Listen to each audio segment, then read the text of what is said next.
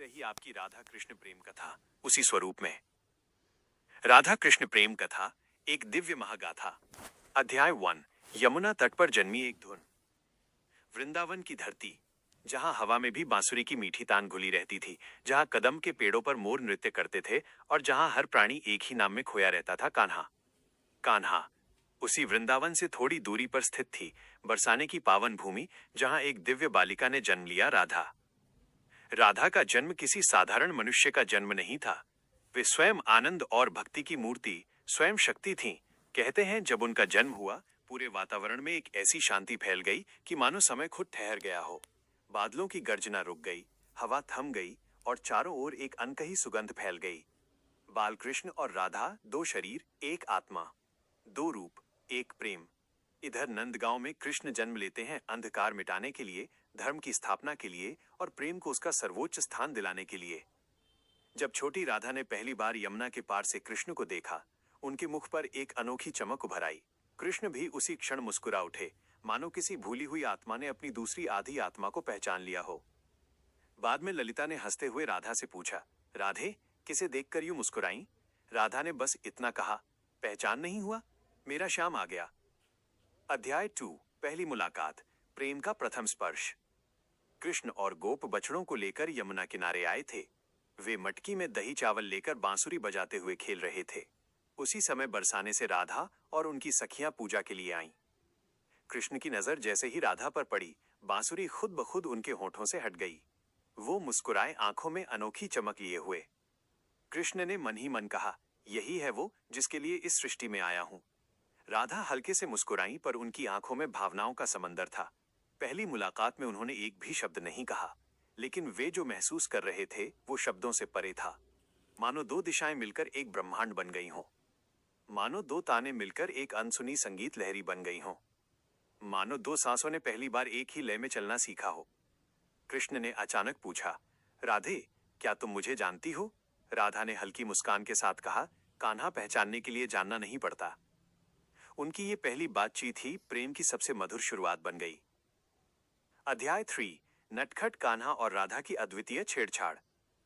वृंदावन का हर दिन कृष्ण और राधा के प्रेम का नया अध्याय बन जाता। कृष्ण गोपियों का माखन चुरा लेते, लेकिन राधा का नाम आते ही पूरे आत्मसमर्पण के साथ हाथ जोड़ लेते। कभी राधा उन्हें पकड़कर डांटती, कान्हा, तुमने फिर माखन चुरा लिया। कृष्ण हंसकर कहते, चोरी नहीं राधे, ले रहा था। तुम्हारे हाथों से खाने का स्वाद ही अलग होता है। गोपियां पास खड़ी मुस्कुराती, देखो देखो, राधा जी आ जाएं तो चोरी भी भक्ति बन जाती है। कभी कभी राधा उनकी बांसुरी छिपा लेती। कृष्ण परेशान होकर कहते, राधे, मेरी बांसुरी दे दो, नहीं तो मैं ग्वालों को भेज दूंगा। राधा हंसते हुए, भेजो, पर बांसुरी देने का मन हो तब दूंगी। कृष्ण मुस्कुराकर पास आते, मन में बना दूं? राधा उनकी आंखों में देखते हुए, शायद बना चुके हो। उनके बीच की ये चंचलता, ये खेल, ये प्रेम का वही रूप था जो संसार को अमरता देता है। अध्याय 4। रासलीला, जब प्रेम मानव से देवत्व में बदल जाता है। वृंदावन की सबसे पवित्र रात्रियों में से एक शरद पूर्णिमा। चांद जैसे दूध में स्नान कर रहा हो, धरती चांदी की चादर ओढ़कर बैठी हो, हवा में खुशबू हो और कान्हा की बांसुरी की अनंत धुन। जैसे ही पहली बांसुरी की तान बजती, राधा सहसा उठ खड़ी होती। उनका मन, उनकी चेतना, उनका अस्तित्व सब उसी धुन में खो जाता। कृष्ण ने गोकुल की सभी गोपियों को रास के लिए बुलाया, पर रास के केंद्र में एक ही थी, राधा। रास में हजारों गोपियां थीं, पर हर गोपी ने अपने सामने कृष्ण को खड़ा देखा।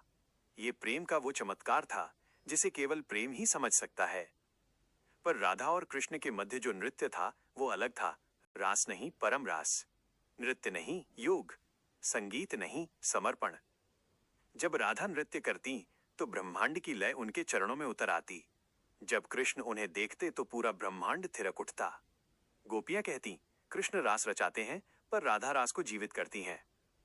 यही वो रात्रि थी जब प्रेम मानव भावों से ऊपर उठकर देवत्व की अमर अवस्था में प्रवेश कर गया। प्रेम शरीर का नहीं, आत्मा का बन गया। अध्याय 5। विरह का प्रथम संकेत। सब कुछ सुंदर चल रहा था। वृंदावन में आनंद की धारा बह रही थी, पर समय कभी स्थिर नहीं रहता। कृष्ण जानते थे कि मथुरा में कंस का अत्याचार बढ़ रहा था। वे जानते थे कि उन्हें अपना धर्म कार्य करना है, लेकिन राधा, उनका क्या होगा? एक दिन कृष्ण राधा से बोले, राधे, कभी कभी प्रेम को परीक्षा से गुजरना पड़ता है। राधा चुप रहीं।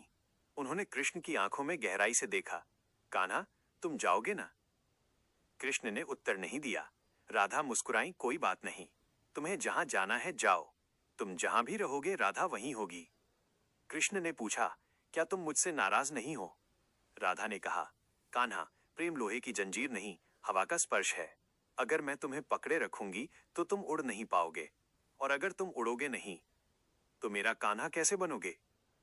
उनकी यह मीठी पीड़ा ही आगे चलकर अनंत विरह का आधार बनी।